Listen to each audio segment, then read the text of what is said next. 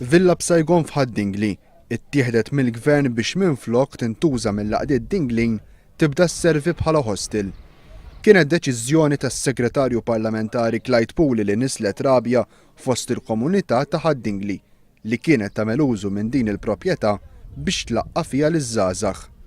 Fost laqdiet li kienu jagħmlu użu minn din il-proprjetà kien hemm il-Girl Guides ta' Haddingli li għall-aħħar xhur spiċċaw mingħajr post fejn jiltaqgħu. Għandna ħafna affarijiet li jintużaw għal-tfal bħala kampijiet u hekk qegħdin fil-garaxxijiet tan-nies. Ġifieri store as-saċ magħna u meta kellna hekk konna nqdew tajjeb. It-tfal aħna parti mill-programm tagħna huwa sleepovers li anke qed insibu problemi fejn nagħmluhom sleepovers biex jkomplu l-programm tagħhom.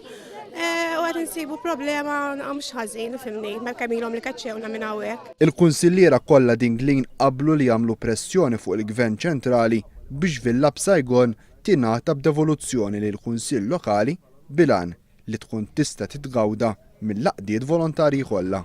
U minħabba l-problema ta' nuqqas ta' proprjetà battala tal-Gvern ċentrali fil-lokalità ta' Haddingli, allura qegħdin ngħidulu isma' nitolbuk sabiex tikkunsidra twaqqaf il-proġett, tidħol f'diskussjoni magħna sabiex isir devoluzzjoni u jkompli jitgawda mit-tfal ta' Haddingli.